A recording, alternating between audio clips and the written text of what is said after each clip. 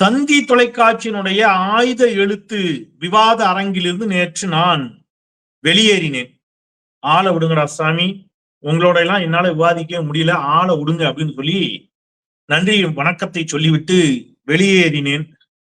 அதை கட் பண்ணி என்னுடைய சமூக வலைதளங்களையும் பகிர்ந்திருக்கிறேன். நான் இங்க டிஸ்கிரிப்ஷன்லயும் கொடுக்குறேன், வாய்ப்பு இருக்கிறவங்க பாருங்க. ஏன் ஒரு விவாத நிகழ்ச்சியிலிருந்து வெளியேறினேன் அப்படிங்கிறத இங்க சொல்லணும்னு கடமைப்பட்டிருக்கிறேன். என்ன நடந்துச்சு தந்தி டிவி விவாதத்தில், ஏன் நான் வெளியேறினேன் அப்படிங்கிறத விரிவாக இந்த வீடியோவில் பேசலாம் அப்படின்னு நினைக்கிறேன். காரணம், விஜய் தொடர்பான சப்ஜெக்ட் தான், கரூர் தொடர்பான சப்ஜெக்ட் தான். நேற்று சட்டப்பேரவையில் முதலமைச்சர் இது குறித்து பேசி இருக்கக்கூடிய நிலையில் அது தொடர்பான ஒரு விவாதம்.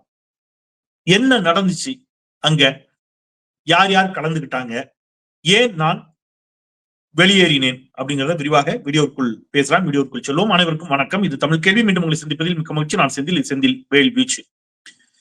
ரெண்டு விஷயம். நீங்க இப்ப சமூக வலைதளங்கள்ல 2-3 நாளா கொஞ்சம் ஒரு வாரமாக நீங்க பார்த்திருப்பீங்க சில பதிவுகள். எல்லாவற்றையும் எல்லோரிடமும் பேசி புரிய வைத்து விட முடியும் என்று நம்பாதீர்கள், எதிரே இருப்பது தாவேகா காரணம் கூட இருக்கலாம் அப்படின்னு போட்டிருப்பாங்க. பாத்திருக்கீங்களா? இப்ப அந்த லிஸ்ட்ல அதிமுகவும் சேர்ந்திருக்குது. எடப்பாடி பழனிசாமி தாவேகா காரங்களை விட அதிகமா யாரை ஆதரிக்க ஆரம்பிச்சிட்டாரு, தாவேகாவுக்கு முட்டு கொடுத்துட்டு இருக்கிறாரு. இது ஒரு பக்கம் இருக்கட்டும். இப்போ அந்த மாதிரியான ஒரு சூழல் தான்.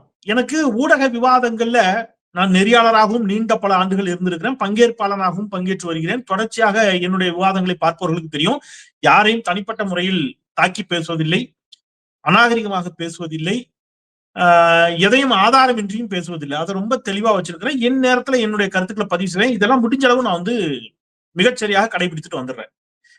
ஆனா நீங்க எந்த அடிப்படை அரசியல் புரிதல் மற்றும் வரக்கூடிய கேள்விகளை நீங்க எப்படி எதிர்கொள்வீங்கன்னு எனக்கு தெரியல. நேற்று விவாதம் ஆரம்பிக்குது.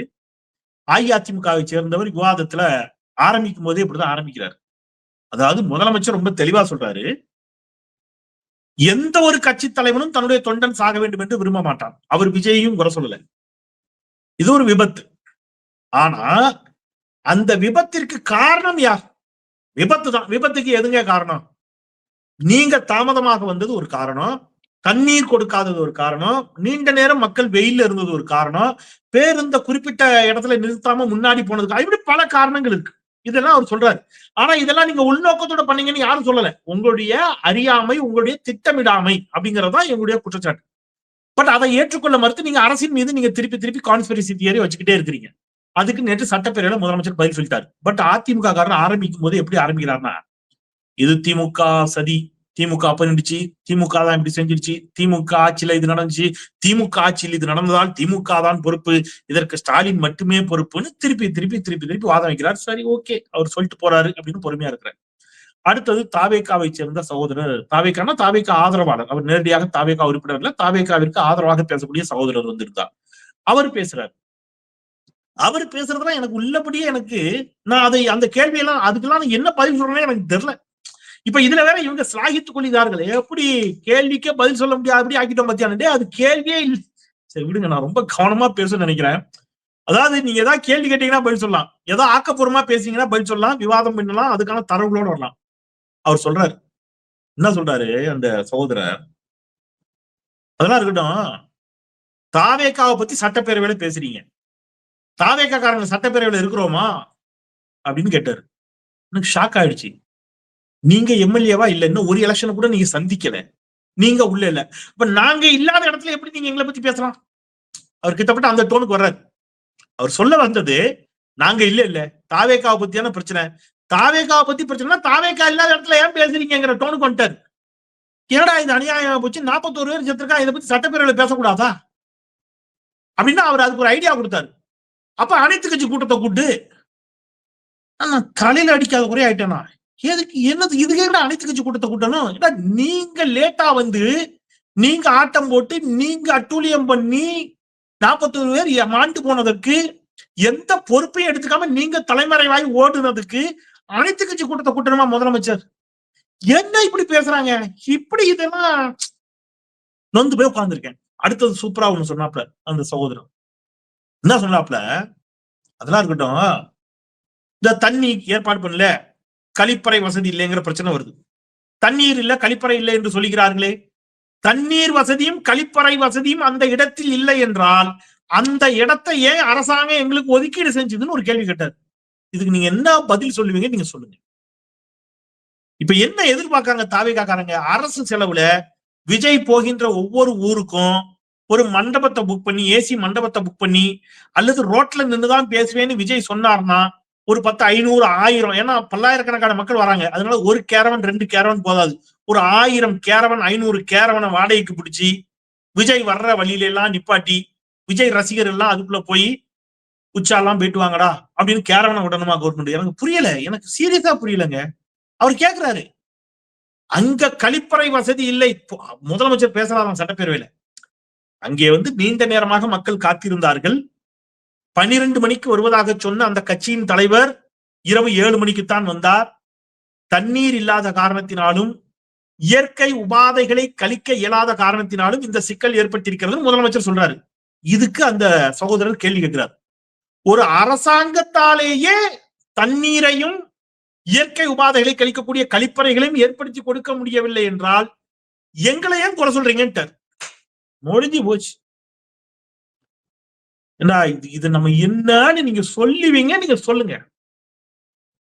இவங்க போற வழி எல்லாம், இவங்க அங்கங்க ரோட்ல இருந்து பேசுற இடத்துல எல்லாம் டாய்லெட் கட்டி தண்ணி. அப்ப நீங்க என்ன பண்ணுவீங்க? நாங்க தான் ஒண்ணும் பண்ண மாட்டோமே. அப்ப உங்க கடமை இல்லையாடா? எங்க கடமை இல்ல, அது அரசாங்கத்தோட கடமை. எது? தாவேகா மீட்டிங் போடுறதுக்கு, தாவேகாக்காரன் வந்து காலையில இருந்து பாட்டு போட்டு டிங்கு டிங்குன்னு டான்ஸ் ஆடுறதுக்கு இன்னும் கொஞ்ச நாள் என்ன கேட்பானுங்கன்னா, அரசோட கடமை ஒரு டிஜே வச்சு எங்களுக்கு பாட்டு போட்டு டான்ஸ் ஆட சொல்லணும் மாம்பூல இருக்கு. இது கூட கொடுமை. இன்னொரு டிவில நான் நொந்து போய் பேசிட்டு இருக்கிறேன். இதே மாதிரி தாவேகா ஆதரவாளர். ஏங்க இவ்வளவு லேட்டா வரீங்க? ஒரு உயிர் போயிடுச்சு. ஒரு உயிரும் முக்கியம் இல்லையா? ஒரு உயிரோட வேல்யூ இருக்குதுல்ல உங்களுக்கு. 4 மணி நேரம் 5 மணி நேரம் ரோட பிளாக் பண்றீங்க. அங்க செத்து போன மனிதர்களை நினைத்து அவர்கள் உறவுகள் கதறுகிறார்கள். இப்படி பண்ணலாமா அப்படின்னு அவர் வாதம் வைக்கிறேன். இன்னொரு டிவில, வேற ஒரு தனியார் தொலைக்காட்சியில. தாவேகா ஆதரவாளர் என்ன பதில் சொன்னார் தெரியுமா? ஆங்கரை பார்த்து சொல்றாரு, சார் இவர் ஃபுல்லா நெகட்டிவிட்டி வீடியோவா பார்த்துட்டு வர்றார் சார். இவரை பாசிட்டிவ் வீடியோவா பார்த்துட்டு பேச சொல்லுங்க சார். நான் சீரியஸா எனக்கு அடுத்தது என்ன பேசுறதுன்னே தெரியல. நான் ஸ்டக் ஆகி நின்னுட்டேன். ஒரு செத்து போயிருக்கிறத பத்தி கவலையோட பேசிட்டு இருந்தா அவர் என்ன சொல்றாரு? நான் நெகட்டிவா பேசுறேனா? பாசிட்டிவ் வீடியோ பார்த்துட்டு வரணுமா? தாவேகா கூட்டத்துல பாசிட்டிவ் வீடியோ நடக்கும்ல அப்படின்னு அவர் சொல்றாரு. இந்த பிள்ளைங்க ஆடுறது பாடுறது, ஒருத்தன் தோல்ல துண்டு போட்டு இழுக்கிறது, திங்கு திங்கு ஆடுறது, இதெல்லாம் பாசிட்டிவ் வீடியோஸ். இதை நம்ம பார்த்துட்டு போய் பாசிட்டிவா பேசணுமா? எனக்கு இவங்களோட வாழ வேண்டும் அப்படிங்கிற மாதிரியான ஒரு சூழல் தமிழ்நாட்டில் இருக்கிறது நினைச்சாலே இப்ப பயமா இருக்கு.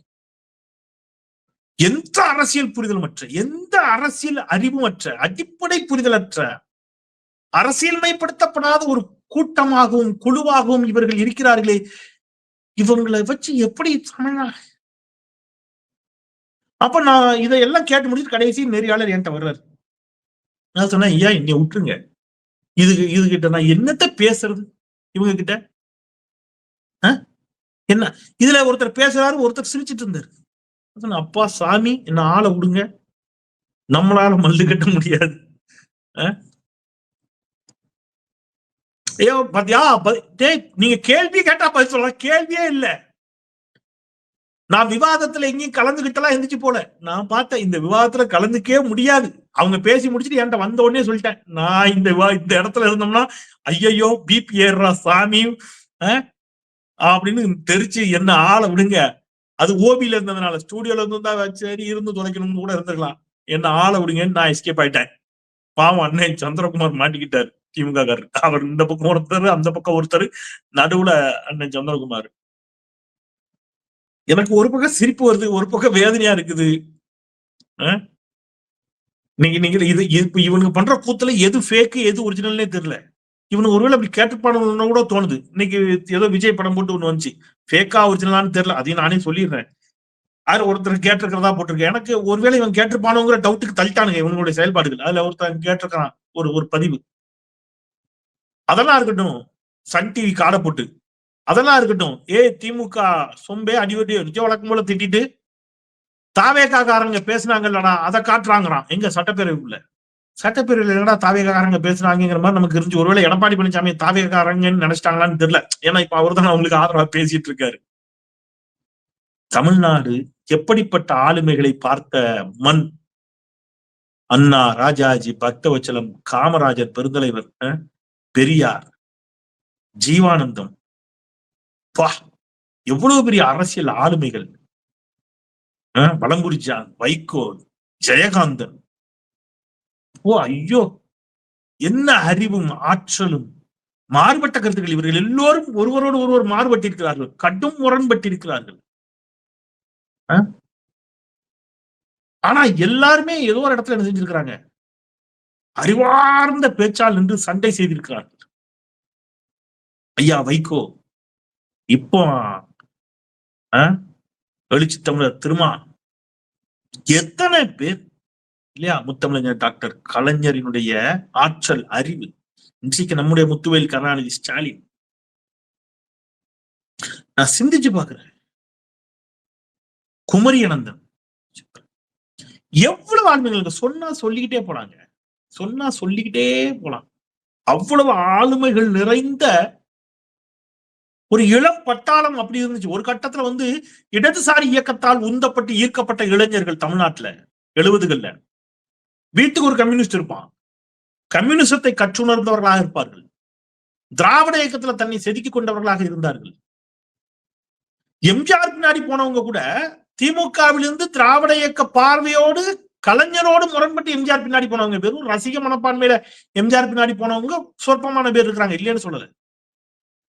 விஜயகாந்த் அரசியலுக்கு வந்த போது விஜயகாந்த் கூட தன்னுடைய தொண்டர்களை அரசியல்மயப்படுத்தி வைத்திருந்தார் ஓரளவிற்கு. இப்படிலாம் இல்ல. இது ஃபர்ஸ்ட் டைம் தமிழ்நாட்டுல நம்ம இப்படி பாக்குறோம். அவன் என்ன பேசுறான்னு அவனுக்கும் புரியல. யாரு நான் சொல்றது, தாவேகா தம்பிகளை சொல்றேன். ஊடகங்களை நேத்து கலந்துகிட்டவங்களை சொல்ல, அவங்களும் அப்படித்தான் பேசுனாங்க. ஜெனரலா இல்ல, அவங்கள சொல்றேன். என்ன பேசுறான்னு அவனுக்கும் புரியல, கேட்கறவங்களுக்கும் புரியல. அப்படிங்கிற இடத்துல கொண்டு தமிழ்நாடு அரசியலை நிறுத்தி இருக்கிறது தாவேகா. இதுல வேற, அப்ப நான் போனதுக்கு அப்புறம் அந்த சகோதரர் பேசுனதை பார்த்தேன். அவர் முதல் முறையாக விபத்து என்று ஒத்துக்கொண்டிருக்கிறார். இதுவரை விபத்து என்றே சொல்லவில்லைன்னா சொன்னாரு. நான் அதையும் ட்விட்டர்ல எடுத்து போட்டிருக்கேன். நான் தொடக்கத்திலிருந்து விபத்துன்னு அப்பா சொல்லிட்டு வர்றேன். எங்க நான் இதை சொன்னேன்? ஏதாவது ஒண்ணு எடுத்துக்காட்டுங்க சதின்னு. தொடக்கத்தில். ஆனா இந்த விபத்துக்கு காரணம் யார்? இது விபத்து. ஆனால் இந்த விபத்திற்கு காரணம் விஜயும் தாவேகா நிர்வாகிகளும் ரசிக மனநிலையில் அங்கே ஆட்டம் போட்ட பொதுமக்களும். அதான காரணம், பிரதான காரணம் அவங்க தானே. நீங்க இவங்க எல்லாரையும் நிரபராதிகள் ஆக்கிட்டு அரச குற்றவாளி குழுல ஏற்ற நினைக்கிறீர்களே, இது அபத்தமா இல்லையாங்கிறதா என்னுடைய கேள்வி. இவன் என்ன சொல்றான், விஜய் தான் இதுக்கு காரணம்னு சொன்னாலே அதை சதின்னு நினைச்சுக்கிறான். டேய், சதிக்கும் விபத்துக்கும் வித்தியாசம் இருக்கு. நான் உங்களுக்கு புரியுற மாதிரி சொல்றேன். நான் தொடக்கத்துல இருந்து இது விபத்துன்னு சொல்றேன், ஆனால் இந்த விபத்திற்கு காரணம் விஜய்னு சொல்றேன். இப்ப உனக்கு புரியுற மாதிரி சொல்றேன். தெரியல உங்களுக்கு புரியுமான்னு தெரியல, சொல்றேன் ஒரு உதாரணத்துக்கு. இப்ப பைக்ல ஒருத்தர் போறாரு, ட்ரிபிள்ஸ் போறான்னு வச்சுக்கோங்க. பைக்ல ட்ரிபிள்ஸ் போறான், ஹெல்மெட்டும் போடல. சரியா? ஹெல்மெட் போடல, பைக்ல ட்ரிபிள்ஸ், ராங் ரூட்ல வேற போறான்னு வச்சுக்க.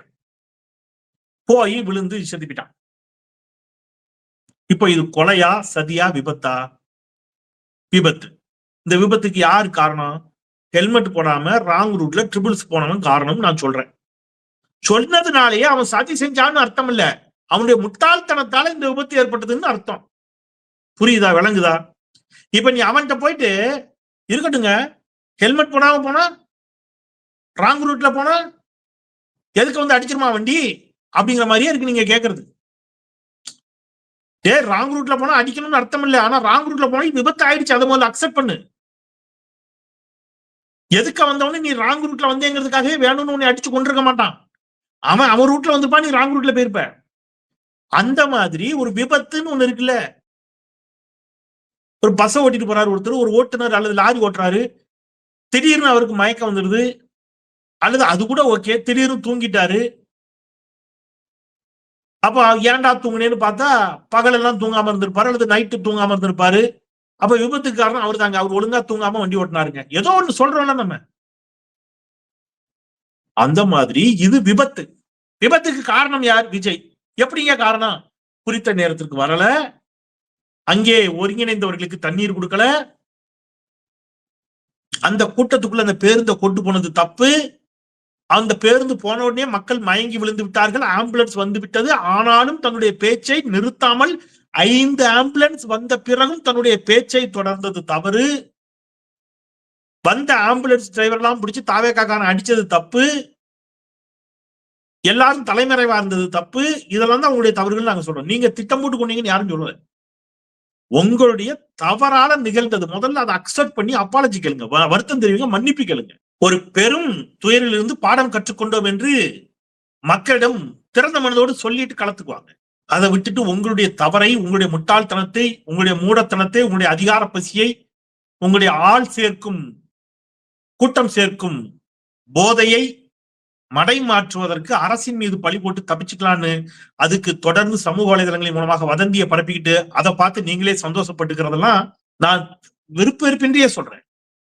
தற்காலிக வெற்றியை உங்களுக்கு தரும். தற்காலிகமா அது உங்களுக்கு நல்லா இருக்கிற மாதிரி தெரியும். உங்களுக்கு ஒரு வெற்றி கிடைத்தது போன்ற ஒரு தோற்றம் கூட ஒருவேளை ஏற்படலாம். அரசியலில் நீண்ட காலத்திற்கு அது உதவாது. அது உங்களை அரசியலில் வீழ்த்திவிடும். இயற்கையே உங்களை வீழ்த்திடும்.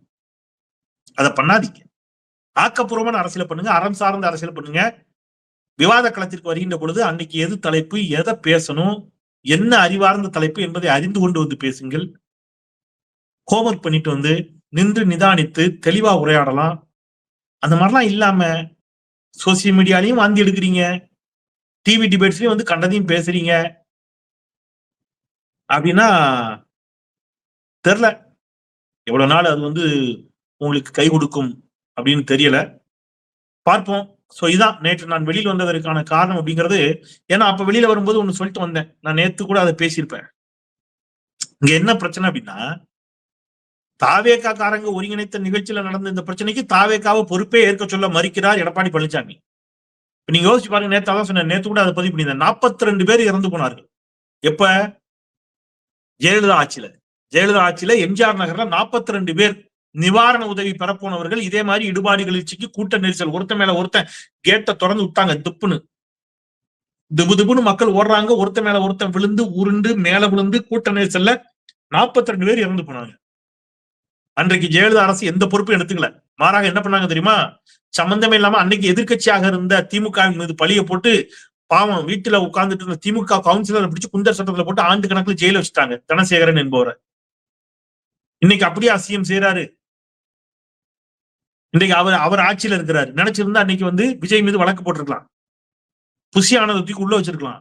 ஒரிஜினல் நிர்மல்குமார் எல்லாத்தையும் கம்பி என்ன வச்சிருக்கலாம். அது அல்ல. நீதி சட்டப்படி என்ன நடக்குமோ நடக்கட்டுங்க. களத்துல போய் நிக்கிறாரு. இவன் என்ன கேட்கறான்? இப்ப நேற்றுமே என்ன கேட்கறாங்கன்னா, தண்ணி பாட்டில் எப்படி உடனே வந்துச்சு? இப்ப எப்படி பாருங்க, வராத டாக்டர் ஏன் வரலன்னு கேட்கல, ஓடுன விஜய் ஏன் ஓடுனேன்னு கேட்கல, தண்ணி பாட்டில் கொடுத்தவன, களத்தில் நின்றவர்களை, ஆம்புலன்ஸ் ஓட்டிட்டு வந்தவங்கள, உடனே வந்த சீஃப் மினிஸ்டர் திருப்பி திருப்பி திருப்பி திருப்பி திருப்பி திருப்பி டெய்லி இதே பேசிட்டு இருப்பாங்க அப்படின்னா அவர்களோடு மல்லு கட்டுவது அப்படிங்கிறது அது வந்து என்ன சொல்றது, சோத்துல போய் முட்டுறதுக்கு சமமா இல்லையா? அதனால நான் நேற்று ஆள விடுங்கடா சாமின்னு சொல்லிட்டு அந்த விவாதத்திலிருந்து வெளியேறினேன் என்பதை உங்களிடம், தமிழ் கேள்வி சொந்தங்களிடம் கடத்துவதற்கு கடமைப்பட்டிருக்கின்றேன். அதனால நான் ஏதோ நேத்து தான் விபத்துன்னு சொன்னேன்னு இல்ல. என் வீடியோ எப்பத்துல இருந்து நான் சொல்லிட்டு இருக்கிறேன்னு எல்லா வீடியோவும் தொகுத்து கூட என் ட்விட்டர்ல போட்டிருக்கிறேன். அதையும் போய் பாருங்க. அறிவோட வாங்க. அறிவு அரை விழுக்காடு கூட இல்லாம நினைச்சக்கூடாது. பொதுவெளியில, சோசியல் மீடியால, இன்ஸ்டாகிராம்ல எதுலயும் வந்து நான் யாரையும் குறிப்பிட்டு தனிப்பட்ட முறையில சொல்ல, இன் ஜெனரலா தாவேக்காவினருக்கு சொல்றேன். குறைந்தபட்ச அரசியல் புரிதலோடு அறிவோடு வாருங்கள், உரையாடுவோம் என்பதை சொல்லி விடைபெறுகின்றேன். தமிழ் கேள்விக்கு தொடர்ந்து உங்கள் ஆதரவை தாருங்கள் என்று கேட்டு, குரலற்றவர்களின் குரலாய் நான் செந்தில். நன்றி.